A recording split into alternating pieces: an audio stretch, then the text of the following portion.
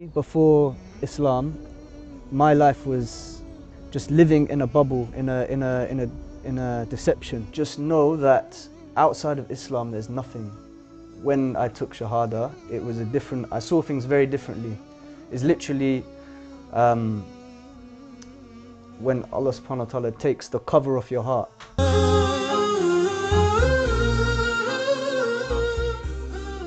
My name is Ismail. My original name before I was Muslim is Louis. I'm 25 years old.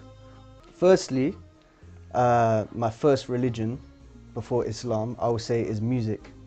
It's the way of life of the musician. This was my first religion.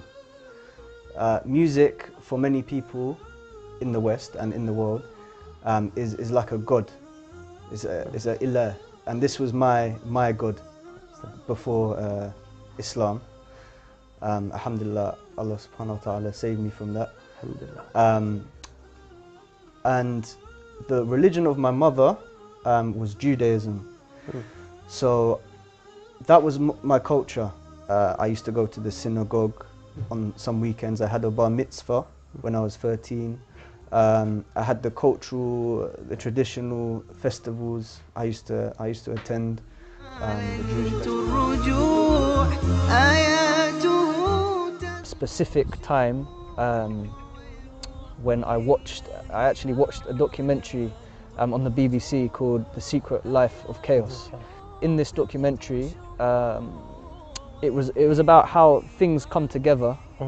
Well, this is what they said, how things came together from chaos to create order. For example, in the universe, stars, things that we have in nature. There seems to be patterns in everything that are the same. But I disregarded that. When I was watching it, I just looked at what they were showing me, and I just saw it as amazing. And this, for me, it confirmed that there had to be a creator behind this, because there was perfect order in the creation of the universe. This was the first step.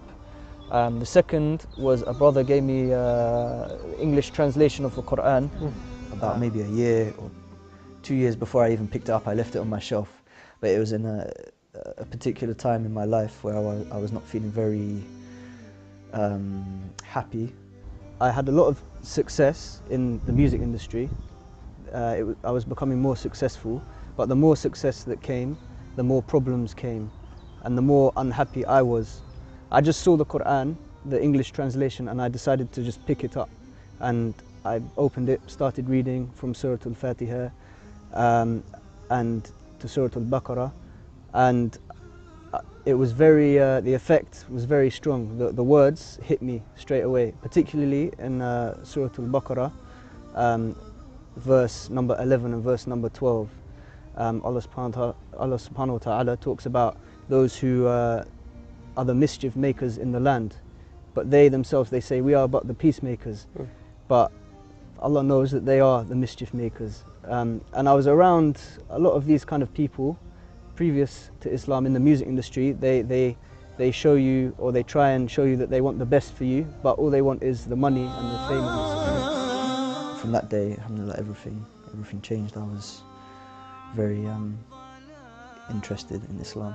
Before I opened the Mus'haf, I felt very like the weight of the world on my shoulders. A lot of pressure, a tight head, tight chest, just from a lot of stress. And literally, when I started reading, I just felt light. I felt like it was just lifting. It was ajib, it was very amazing, subhanallah. And this was just the English translation. This was the first time I started reading the Quran. The Quran became like my companion. I used to take it everywhere with me. كنت تحمل معك القرآن قبل إسلامك؟ نعم, the English translation, نعم. I wanted to understand. ما شاء الله. So I used to take it with me on the bus. There were some brothers outside the masjid, and I just literally approached them and I said, I want to become Muslim. So alhamdulillah, they looked a bit shocked. You know, I looked a bit different then. Alhamdulillah, they welcomed me in. We went upstairs and they went through the conditions of the Shahada, and I agreed. And I took Shahada, alhamdulillah. As soon as I took Shahada, it felt like the world was lifted from my shoulders. All the problems I had from before with people, I felt, I just didn't feel it was a problem anymore. I don't know what I've done to deserve the guidance of Allah, but alhamdulillah, He guided me, and I can never be, none of us can ever be grateful enough for that. I just hope that Allah subhanahu wa ta'ala keeps me firm upon the deen until I die. واتقوا الله واعلموا أنكم ملاقوه وبشر المؤمنين ولا تجعلوا الله عرضة لأيمانكم أن تبروا وتتقوا وتصلحوا بين الناس. بعد الإسلام كيف أصبحت علاقتك مع القرآن؟ Alhamdulillah, I read the Quran every day. The Quran for me is, I need the Quran. It's an addiction for me. I have to have it to feel, for my heart to feel at rest. So alhamdulillah, before I used to play music to try and feel at peace. But this feeling from playing music is an illusion. It's not real. It's a distraction from the remembrance of Allah subhanahu wa ta'ala. Music is very attractive. When you hear music, it can be very attractive it can go straight to the heart. A very powerful tool of the shaitan. In this venue,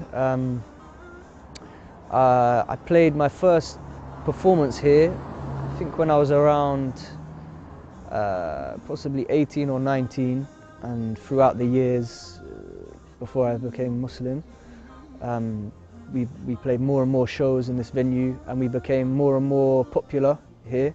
And wallahi, this place, alhamdulillah, Allah saved me from this lifestyle. This is the story of this club. Take it from me, I lived that life, and it's nothing but fitna. If you become successful, it's more fitna. So I had to choose between music and Islam. The two don't mix. Yes. I think Ibn al-Qayyim, rahmatullah, he said, the love of Quran and the love of music, they don't mix. Alhamdulillah. It's a different world. You see through different glasses. Before Islam is the glasses of dunya. When I took Shahada, it was I saw things very differently. It's literally when Allah subhanahu wa ta'ala takes the cover off your heart, the kufr out of my heart, I saw things very different. Tests, definitely, since I've been Muslim, because Allah subhanahu wa ta'ala says in the Quran that you can't say you just believe and you will not be tested. You'll be tested in everything. You'll be tested within yourself, everything.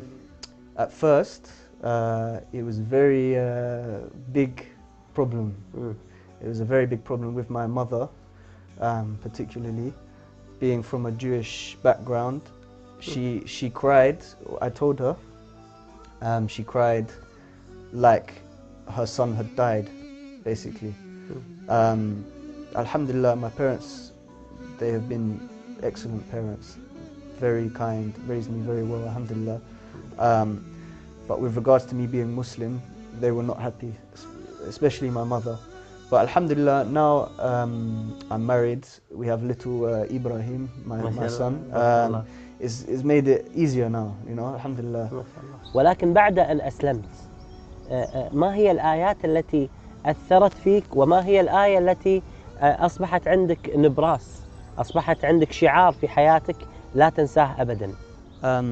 نعم، سورة الحديد, verse number 20, how Allah subhanahu wa ta'ala talks about the life of this world is a deception, and for me, before Islam, my life was, and a lot of my companions, a lot of my friends, our life was based around just living in a bubble, in a deception, literally.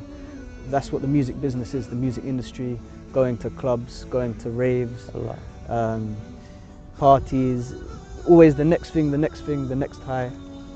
So this Surah al-Hadid, verse number 20, this sums it up. This is just a deception, الله and it will fade that, away.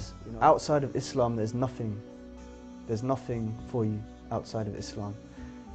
Alhamdulillah, Allah has showed me the two ways of life, the before Islam and alhamdulillah now in Islam.